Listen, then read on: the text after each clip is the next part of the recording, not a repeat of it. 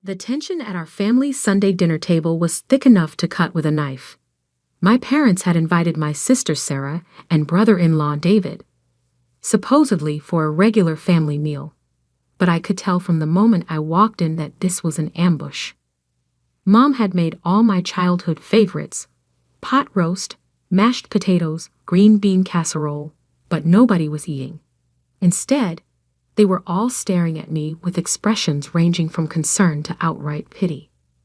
"Michael," Dad began, setting down his fork with deliberate care, "we need to talk."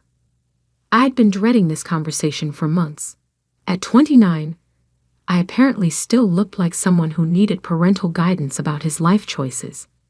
The fact that I'd been living in the same small apartment for 3 years, driving the same Honda Civic I'd bought in college, and wearing clothes that looked like they came from a clearance rack probably didn't help my case. "We're worried about you," Mom said, her voice carrying that particular tone of maternal disappointment I'd been hearing since I dropped out of my PhD program at Stanford 4 years ago. "Really worried." Sarah leaned forward, adopting what I recognized as her concerned big sister pose. "Mike, you're almost 30. You can't keep living like this." "Living like what?" "Like a college student," David interjected.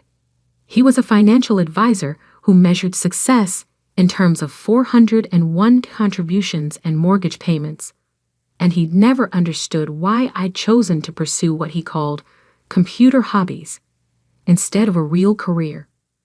"You live in a studio apartment in a questionable neighborhood," Sarah continued.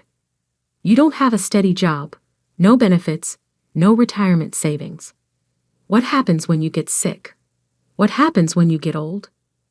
I wanted to tell them that DeepMind Dynamics, the AI company I'd been building in secret for the past 4 years, had just cleared $12 million in revenue last quarter.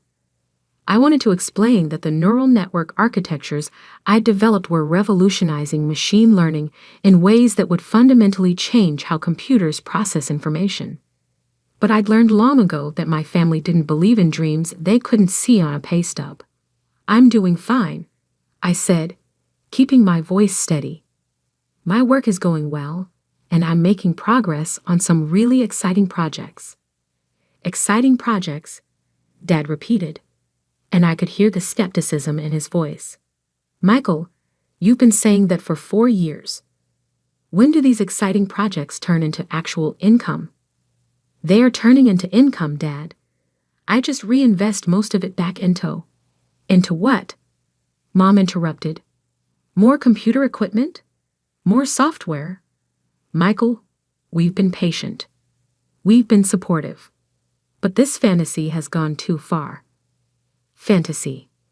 4 years of 18-hour days, breakthrough algorithms, and patent applications that would reshape artificial intelligence, and they called it a fantasy. "We're here to fix your life," Mom declared, and I could see she'd been preparing this speech. "Because someone has to intervene before you waste any more of your potential." "Fix my life?" I repeated. "David has a friend at his firm," Sarah announced, producing a business card. "They're looking for someone with your technical background. The pay is $65,000 to start, full benefits, clear advancement path." $65,000. Last month alone, DeepMind Dynamics had generated over $4 million in licensing fees from our computer vision algorithms. "It's a good opportunity," David added. "Financial planning software development. You'd be using your programming skills in a practical way, helping people manage their money." "And there's more," Mom said, pulling out what looked like apartment listings. "Sarah found some nice places closer to our neighborhood. Nothing fancy, but clean and safe. We could help with the security deposit." I stared at the listings. 1-bedroom apartments in suburban complexes, the kind of places where people lived when they'd given up on their dreams and settled for comfortable mediocrity. "We just want what's best for you," Sarah said, reaching across the table to squeeze my hand. We want you to have stability, security, a normal life. What if I don't want a normal life? Everyone wants a normal life, Michael, Dad said firmly. The people who say they don't are usually the ones who can't achieve it. But what if I told you that I am achieving something? What if I told you that my work is actually more successful than you think? Then I'd ask you to show me bank statements, David said bluntly. Show me a salary. Show me proof that this computer thing is actually working out for you. The computer thing. 4 years of developing neural networks that could learn and adapt in ways that nobody thought possible, and they called it the computer thing. Look around you, Mike, Sarah said, gesturing at my appearance. Look at how you're living. These aren't the signs of success. It was true that I lived modestly. The studio apartment cost $800 a month instead of $3,000, which meant I could afford better servers and development equipment. The old Honda got me where I needed to go reliably and cost a fraction of what I could have spent on a luxury car. The discount clothes were comfortable and functional, and nobody in my laboratory cared what brand they were. But try explaining that to people who measured success by square footage and thread count. We're not trying to hurt you, Mom said, her voice softening slightly. We're trying to help you before it's too late. You're 29, Michael. Your friends from college are buying houses, getting married, starting families. What are you doing? I'm building something important. Important to who? Dad asked. Important to the 3 other people in the world who understand what you're talking about. Actually, important to Microsoft, Google, Amazon, and about a dozen other major tech companies that had been calling me with partnership offers for the past 6 months. But how could I explain that without sounding like I was making it up? The thing is, David said, adopting his financial advisor voice, even if your computer work does eventually pay off. And that's a big if. You're missing out on years of compound growth, years of building equity, contributing to retirement accounts, establishing credit history. You're living like you're still in college, Sarah added. And that was cute when you were 22, but it's concerning when you're pushing 30. I'm not pushing 30. I am 30 in 3 months. Exactly. Mom exclaimed, as if I'd just proven her point. 30 years old, and what do you have to show for it? What did I have to show for it? Patents on neural network architectures that would be worth hundreds of millions of dollars. Partnerships with research institutions around the world. A company that was on track to become one of the most valuable AI startups in history. But all they could see was the studio apartment and the old car. We've made a decision, Dad announced, and something about his tone made my stomach drop. We're cutting off the family safety net. What safety net? The health insurance we've been carrying you on, Mom said. The car insurance. The little loans for equipment that you never pay back. All of it. I've been paying you back. $50 here, $100 there, Sarah interrupted. Mike, you owe Mom and Dad over $8,000, and that's just what we can document. $8,000. I could write them a check for $800,000 without making a dent in my business account. But they didn't know that, because I'd been so focused on reinvesting everything back into growth. We're doing this because we love you, Mom continued. Sometimes tough love is the only kind that works. You have 30 days to get your own health insurance, Dad said. 60 days to find your own place that meets basic adult standards. And we want to see a real job application within 2 weeks. A real job application. Something with a salary, David clarified. Something with benefits and a future. Something that proves you're serious about becoming a functional adult. I looked around the table at my family's faces and saw something that broke my heart. They genuinely believed they were helping me. They genuinely thought that forcing me into conventional success would save me from a life of failure and disappointment. What if I told you that forcing me to take that job would actually be holding me back? I asked. What if I told you that I'm on the verge of something that could change everything? Then I'd say you sound like every other dreamer who can't accept reality, Dad replied. Michael, do you know how many people think they're going to be the next Steve Jobs? Do you know how many brilliant people end up working at Best Buy because they refuse to compromise? But what if I'm not like those people? What if what I'm working on is actually what? Sarah interrupted. Actually revolutionary. Actually going to make you rich. Actually going to change the world. Her tone was so dismissive, so condescending, that I felt something snap inside me. 4 years of keeping my success secret. 4 years of enduring their pity and concern. 4 years of being treated like a failure when I was actually building something extraordinary. You know what? I said, standing up from the table. Maybe it's time you knew the truth about what I've actually been doing.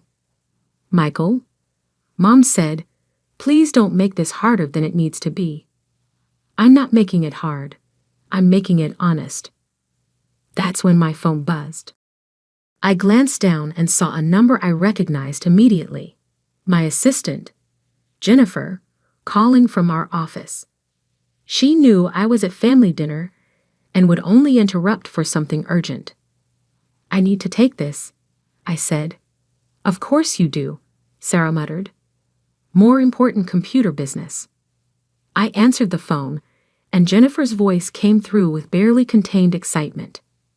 Mr. Watson, I'm sorry to interrupt your dinner, but Microsoft just called with their final offer. They're offering $4.7 billion for DeepMind Dynamics. They want an answer by tomorrow morning. Should I accept? The question hung in the air like a bomb. $4.7 billion. With a B.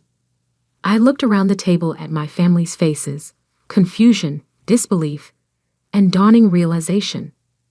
Jennifer, I said, I'm going to put you on speaker so my family can hear this conversation. Of course, sir. I hit the speaker button and set the phone in the center of the dinner table. Jennifer, can you repeat what you just told me? Certainly. Microsoft has made their final acquisition offer for DeepMind Dynamics. $4.7 billion for complete ownership of the company and all intellectual property. They're particularly interested in our neural network architectures and the breakthrough we made in unsupervised learning algorithms. The silence around the table was deafening. Dad's fork was frozen halfway to his mouth. Mom looked like she'd seen a ghost. Sarah and David were staring at the phone as if it were speaking in a foreign language. And remind me, I continued, what's my personal stake in the company? You hold 73% of the shares, sir. After taxes, your personal payout would be approximately $2.8 billion. $2.8 billion, I repeated, watching my family's faces. Yes, sir. Though I should mention that Google called this afternoon with a counteroffer. They're willing to go as high as $5.2 billion. But they want to keep you on as Chief Technology Officer for at least 5 years. $5.2 billion from Google. That's correct. And Amazon has requested a meeting for next week. They're apparently very interested in our natural language processing applications. I could hear David's breathing getting shallow. Sarah looked like she might faint. Jennifer, what's the current monthly revenue for DeepMind Dynamics? Last month we hit $4.3 million in licensing fees and consulting contracts. This month, we're projected to reach $5.1 million. The growth curve has been exponential since we launched the commercial applications of your neural network research. And our employee count? We're at 127 full-time researchers and engineers, sir, plus about 40 contractors working on various projects.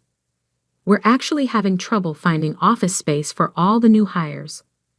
Mom was staring at me like I was a complete stranger. One more question, Jennifer. What's the current value of our patent portfolio? The legal team estimates somewhere between $800 million and $1.2 billion, independent of the company valuation. Your breakthrough in adaptive learning algorithms alone is worth several hundred million in licensing potential. Thank you, Jennifer. I'll call you back in an hour with my decision on the Microsoft offer. Of course, sir. Enjoy your family dinner. I hung up the phone and looked around the table. The silence stretched on for what felt like minutes. Finally, Dad cleared his throat. Michael, is this real? As real as the studio apartment and the 10-year-old Honda, I said quietly. You're worth almost $3 billion, Sarah whispered. If I accept the Microsoft offer, yes. If I take the Google deal, it would be closer to $3.8 billion. But you live like, she gestured helplessly. Like someone who's been reinvesting every dollar back into building something extraordinary instead of spending it on luxury apartments and expensive cars. David was shaking his head slowly. I don't understand. How is this possible?